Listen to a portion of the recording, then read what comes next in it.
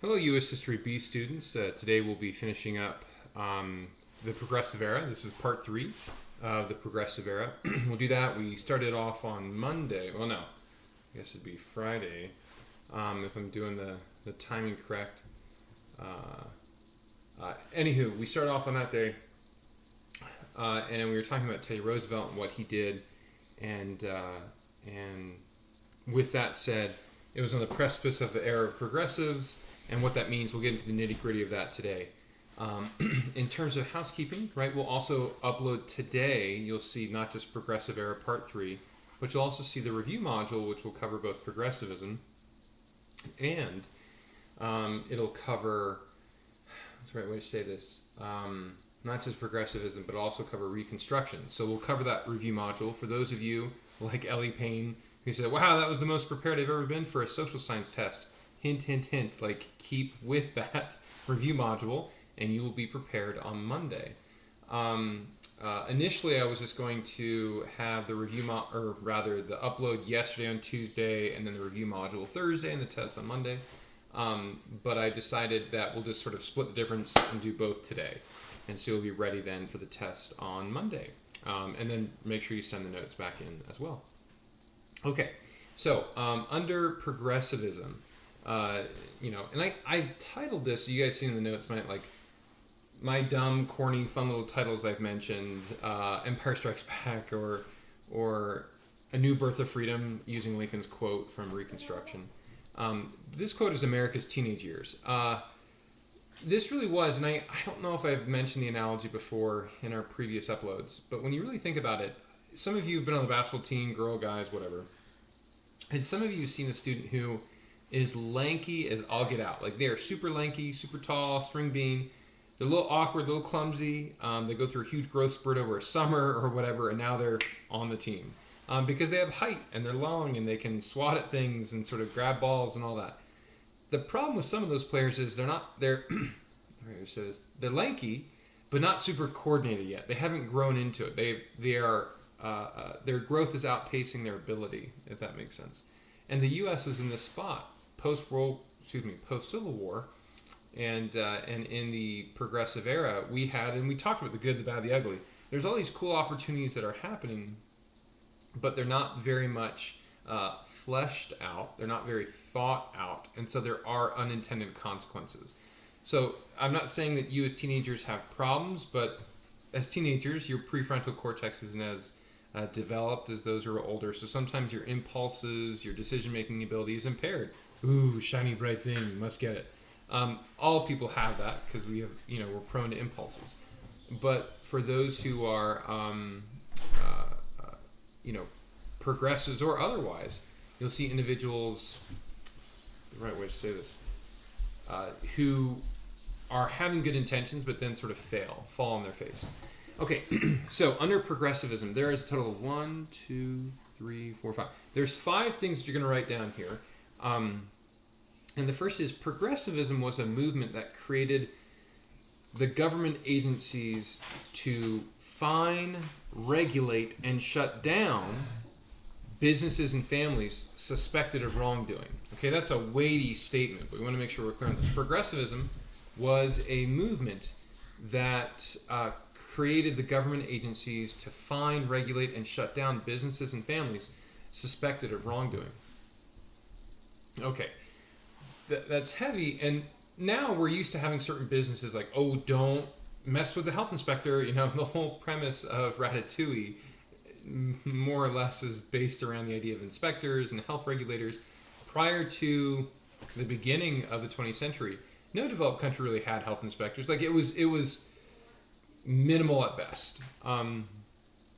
So the idea of these different health inspectors are real, and they were created during this time. So 1910, 1920, late 1800s, you start seeing them coming around where the government's like, we should create these agencies because they're not going to be independent. What private market would want to have management oversight over what they're doing? No, nobody would.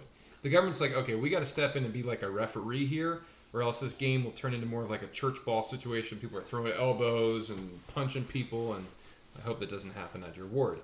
But but that's the reality. They needed somebody to step in. So a lot of these groups came in. Now their job was to fine, right? Okay, you messed up, here's a citation.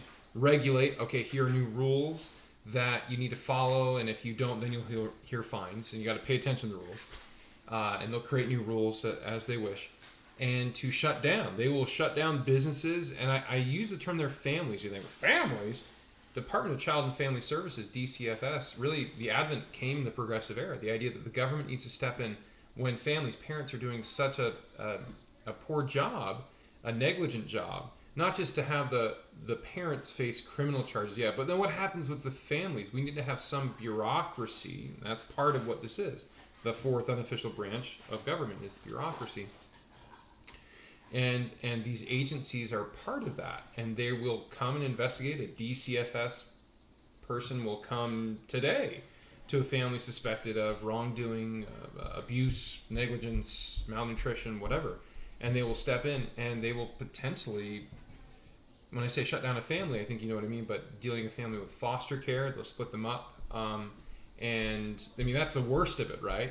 Having a probationary status, custody rights be impinged on being a ward of the state, not a ward meaning a person controlled by an individual. And some of you have gone through that. I've seen that happen. In my family, in my lifetime, I've seen things step in. I had a family member dealing with a whole part of this agency, and he was awesome through it.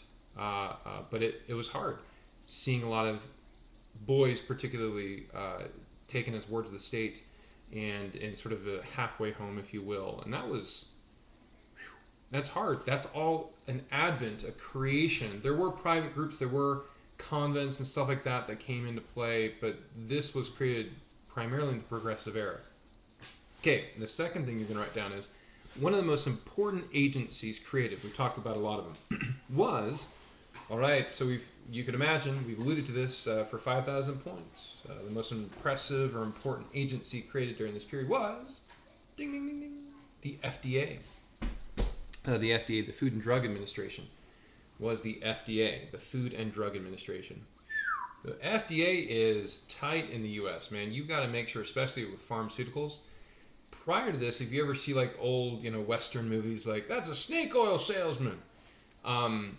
Snake oil salesman, the idea comes back, they bottle some who knows what concoction, and they say, take this remedy and you'll get better. Traveling salesman, Music Man character, sort of guy coming into town, being a snake oil salesman, like, this thing will cure all problems. An ancient witch doctor I accompanied in the Caribbean gave this recipe to me, and you'll get all your joint pain gone. And all it is who knows, some hallucinogenic stuff mixed with some berries. That was not regulated. So then after the FDA and the progressive era was through, you have these agencies that go through a very intense level of scrutiny on any proposed thing for especially medicine. Food is as well, and so forth, and companies will face penalties. But that's where like our pharmaceutical giant is. Any drug that is approved has to go through intense scrutiny. If you go abroad, some countries have the same level of scrutiny, some don't. Having lived in Southeast Asia, I can say a lot of them aren't. Drugs that have been taken off the market, still there. Even though it might have some good effects, has some bad unintended consequences and side effects. You could even, in a way, attribute like our long pharmaceutical ads, where there's like some couple walking down a golf course laughing and saying, oh, I'm so glad I had this medicine for my joint pain. Helps me live my life again. And then for like 3 minutes, side effects may include self-implosion, headaches, liver exploding into cotton candy. You might hate your wife after this. Like 8,000 different disclaimers. You can attribute that to FDA being like, we need to be absolutely transparent. The anti-snake oil salesman, where it's just like made up. Again, think of the time of tonics, right? All the ads like, drink this tonic and you'll get better. Like, we don't have tonics anymore because when put through the scrutiny of an FDA, they fail and fall.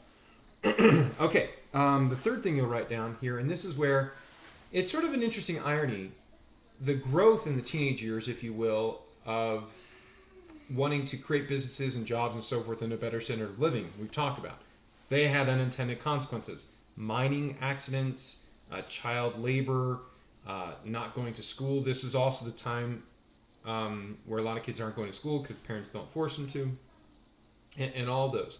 On the flip of it, you have the progressive era. It's like, yes, this is great. We want to help make these changes and step in and make sure that they don't do it.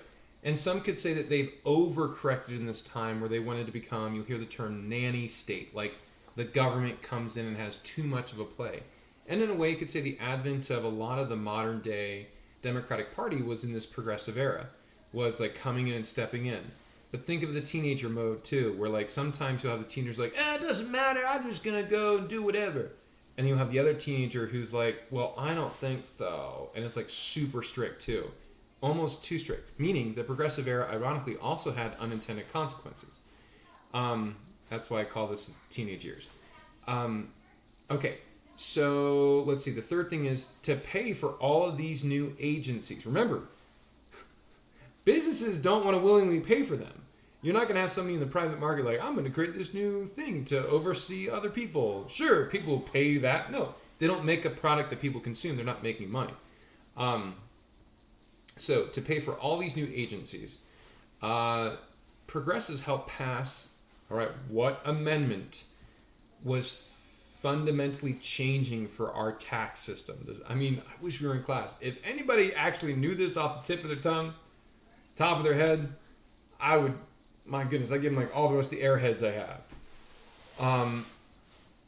It is what amendment? Ding, ding, ding. It is the 16th Amendment. Progressives helped pass the 16th Amendment, or progressive tax, hence the name, progressive tax. So progressives helped pass the 16th Amendment or progressive tax. Okay. You got to remember too, we've gotten used to the idea of an income tax. We're like, yep, makes sense that like we earn money and the government gets to take it. Yeah, like we've accepted that. Many other Western democracies will take even more of a percentage. So they're like, well, good luck for you, America. You get to have more of your income that you get to keep. But prior to the progressive era, it wasn't really pushed through. But with all these agencies created, the government's like, we got to step in. Agencies are filled with, you could call them bureaucrats, people who work for the government, that are unelected officials, but they still work for the government. These bureaucrats needed salaries and needed pay. And so the progressives predominantly in the Congress is like, we've got to propose this and get it passed by the states to find a lot more money.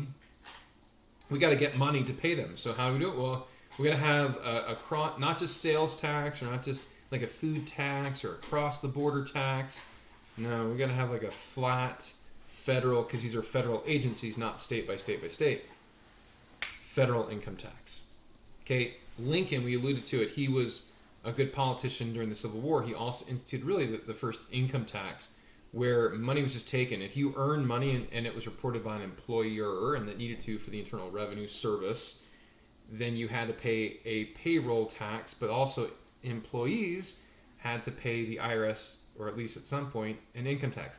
Now that was introduced during wartime because things were in trouble. And at other times you see the U.S. government did it, but this is important, what they would do is a lot of times they'd have a yearly due or fine fee that you'd have. Like you'd have to pay X amount at the end of the year, that tax time, if you will, the IRS.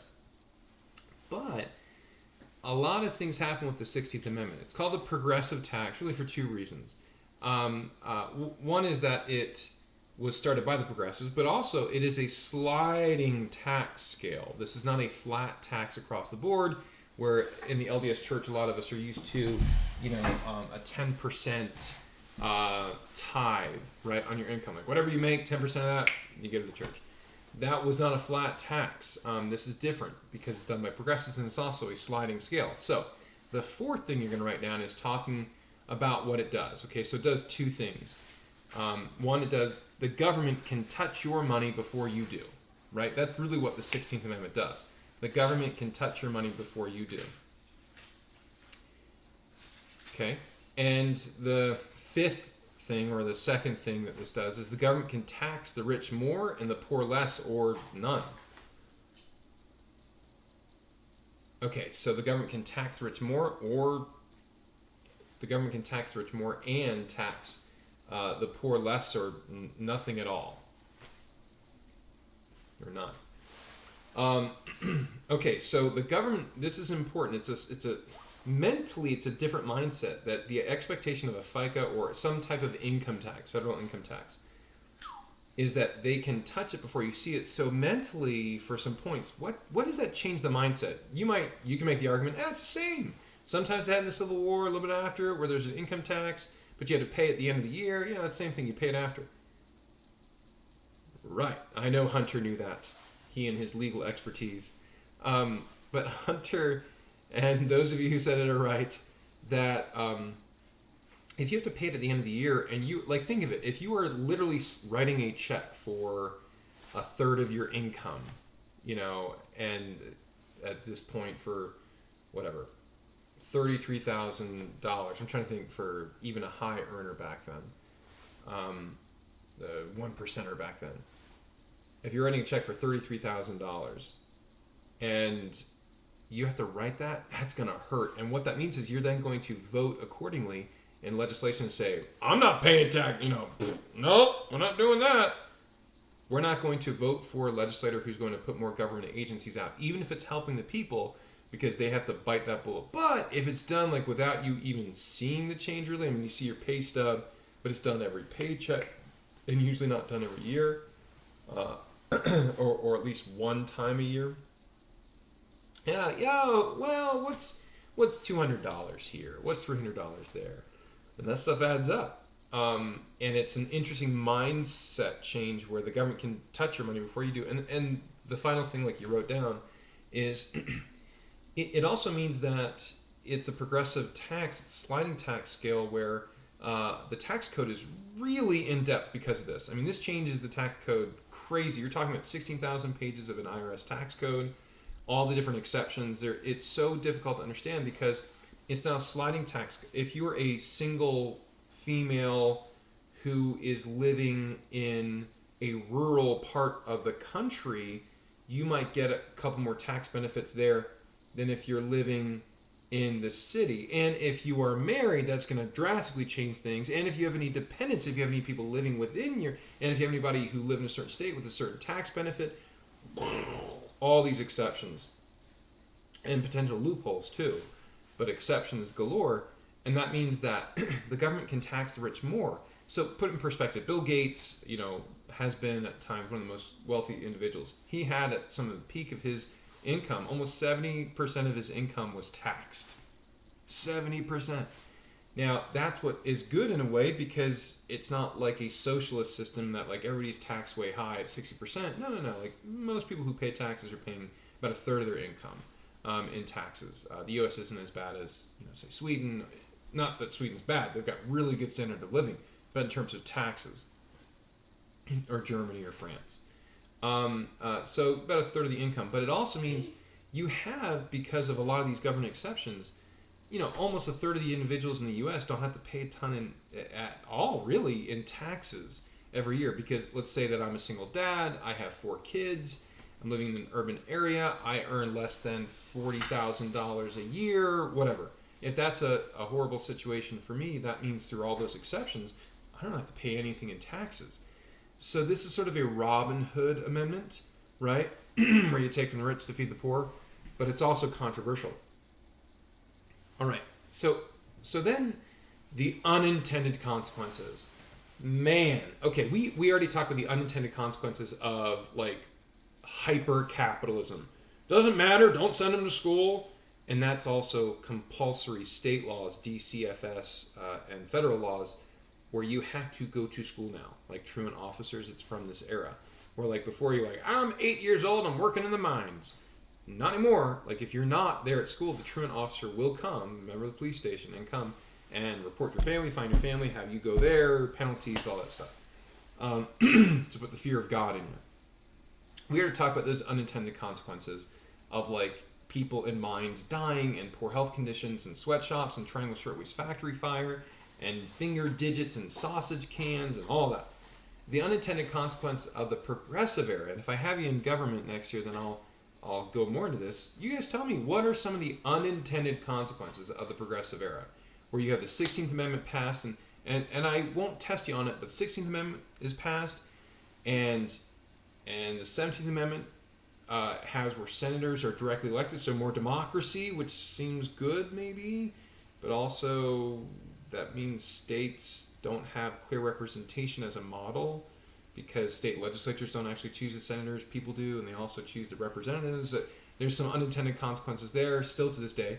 And the 18th Amendment, which was passed as well. I don't know what that is. That's Prohibition. Prohibition has some problems, right? Because you can see if in the same time they're like, democracy is great, and let's do all these changes. And they also had some problems with them, like Prohibition, like, yeah, this will be good. Yeah, we all like that. In reality, it wasn't. In the 21st Amendment, it was repealed. But then you also have some good things, like the 19th Amendment, which allows women to vote. Yeah, like you get to see some good stuff with that. But there are some unintended consequences where maybe too much democracy can be a bad thing. Prohibition, we were over our skis, so to speak, of like we couldn't commit to doing that long term in American culture, right? The greatest disadvantage, this is what you want to write down, the greatest disadvantage of the progressive tax is that it can make people lazy. What? How could the progressive tax potentially make people lazy? I mean, you're creating an oversight agency to watch over others, to make sure that they aren't being cruel to employees, to family members, and so forth. How could the progressive tax... Oh, the fact that they can tax the rich at any real rate that they want. If you're earning money and you earn more, you get taxed more, it might de-incentivize the ability or the desire to go and work in the private market. Okay. And so instead of being ingenious and creating new consumer products, they might feel a nanny state might step in too much, and heck, I'd rather just earn little, get government benefit, get taxed less, if at all, instead of actually doing that. Or I might go for a more bureaucratic job that is more insulated and not being a risk taker so much. It can make people a little bit more lazy. You take the risk out of life, right, in a way, because you have more government agencies. And to do that, you have to take money from the rich. And so it de-incentivizes them from going and working. So there is some real concern there. Okay. All right, so that is Progressive Era. Boom. We got her done. Now, the next module I will upload here shortly will be on the review module for the Unit 2 test. Okay, see ya.